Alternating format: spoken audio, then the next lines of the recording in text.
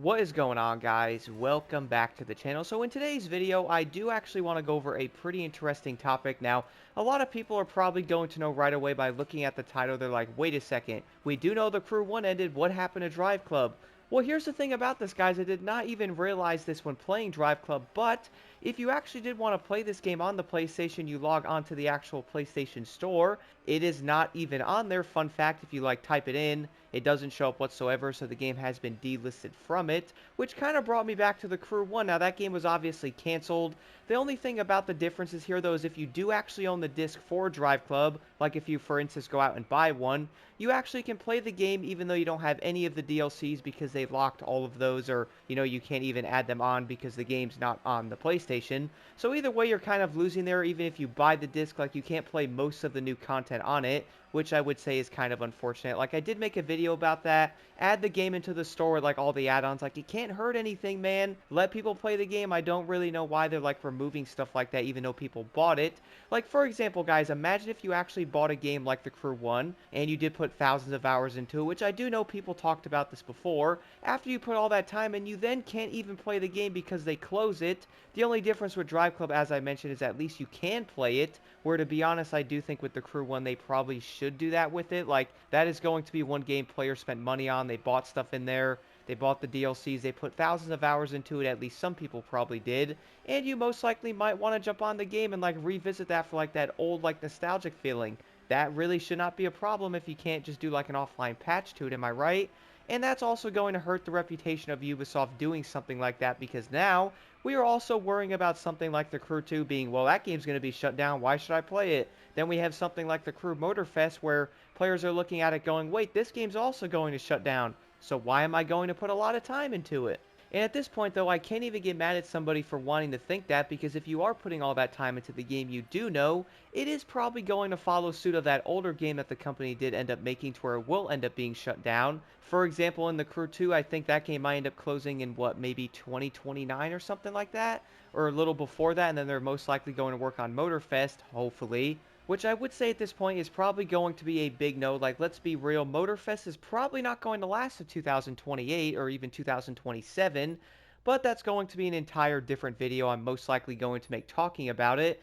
Now, here's the one thing about this I really do not like, and to be honest, I feel like a lot of players are most likely going to feel the exact same way as I am. For example, guys playing Drive Club, enjoying it, if you can go find a disc for it, which that's going to be a challenge in itself, am I the only one that's thinking finding a disc for a game is going to be harder than it was before? Am I tripping? Is it? I feel like buying a game digitally is easier, but if they do actually decide to close that game down like they did with the Crew 1, or if something like that happens with Drive Club, you are most likely never going to be able to play that game again, even though you bought it, which I would say is pretty controversial, honestly.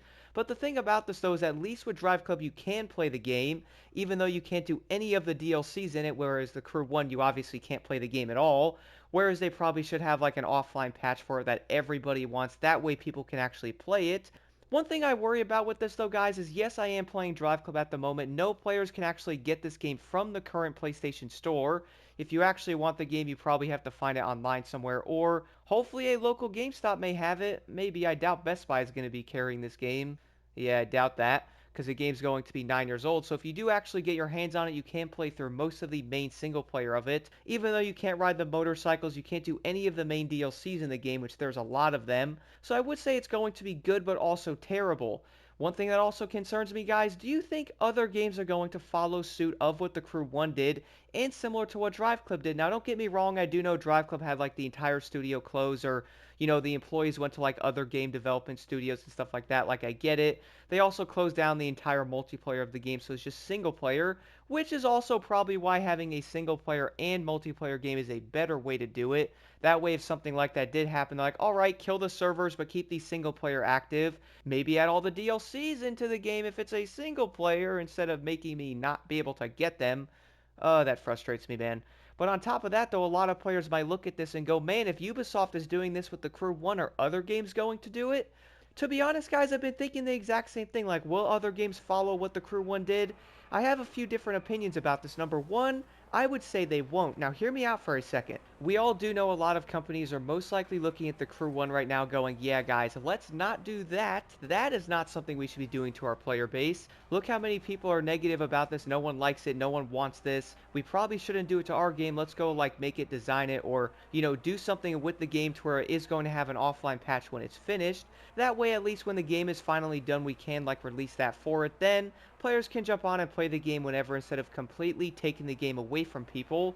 And I would say that's probably going to be a pretty big reason why people are not happy with Ubisoft. I mean, as I did mention, people paid for it. They were playing the game, and if they shut it down, they can easily shut down other games they are making, so I can definitely see the concern with that. The other reason why, guys, I really do think a lot of companies are really going to look at this and go, yeah, we ain't doing that, bro. Or there's going to be another side to it to where they might look at that and also go, you know what? Maybe we should also free up some space and get rid of some old games no one's going to notice. And then boom, you look in there and you're like, wait a second, the game's not on the PlayStation Store, it's on the Xbox Store, you can't find it anywhere. But if you do want to play the game, or even if you have a disc, you still can't play it. At least the one positive with Driveclub is if you have the disc, you can play it. Whereas something like the Crew 1, if you have the disc, you get to stare at it pretty much every single day and go, man, the memories, it was so much fun when I got to play this back in the day. Will I ever again? Probably not, unless someone mods it on PC to where you can play it, which I would not doubt if someone is doing that, like literally right now. Or at least give that small player base, or like that smaller percentage of players, the option to at least play the game if they want to play it. And then this also brings me into the next thing. We all do know other games could actually follow suit, guys. You know what game I have been thinking about? Need for Speed 2015. Now, a lot of players might be like, well, bro, that's EA. Maybe they're not going to do it. To be honest, I also don't think they're going to close it, or at least, maybe add an offline patch for it. That game is obviously going to be 9 years old. Next year, it is going to be 10 years old, which is also probably going to make some players concerned. And if it actually did shut the game down, there would be so much stuff going around that community, guys, not even kidding. Like, pretty much around the entire racing game community if 2015 actually closed. Or they were like, you know what, guys, we're closing the servers. We're moving on to something better now. Everyone's like, well, wait a second. I know the handling model in this game isn't that great, but I still like to play it, bro. It also has the Toyota Supra, so why can't I play it still? Add an offline patch. Like, can you guys imagine what would happen if that was to be a thing? My goodness, that would be insane. Like, for example, the Crew 1 obviously stirred up the entire racing community a bit, but if something like Need for Speed 2015 was closed, oh my goodness, man, that would be absolutely insane. But wait a second, guys. If they were to do that with Need for Speed 2015, you want to know of another game everyone would be like, yo, if you're going to close this game down, what about Anthem? My goodness, how many players are actually on Anthem? I almost guarantee you it's, like less than 20 maybe, like total. Like, I doubt anybody's actually playing it. Funny thing is, I was actually going to do a video on it playing it in 2024. I might still do that, only because the game was kind of dope for a little while before, they completely axed it, and then Anthem 2.0 was gonna... I'm getting off track here. But anyway, though, I think we can all agree, though, if they were to do something with Need for Speed 2015, I do know for a fact players would end up mentioning Anthem somewhere, even though that game came out in, was it 2019, I think? I'm pretty sure it was something like that. But nonetheless, guys, let me know your thoughts on this in the comments below. Do you also agree that they probably shouldn't keep doing this, or at least Ubisoft shouldn't do this again? And on top of that, with Driveclub, at least you can play it, but come on, man. Let me have the DLCs. And also, why would you take a game out of the store, even though, like, a lot of players might want to play the game, they can't even get it? Then they have to hope to go find a disc, which finding a disc for certain games is a challenge in itself. At least I have been noticing that recently with different games coming out. But again, guys, let me know your thoughts in the comments below. And do you actually think this is going to be a trend?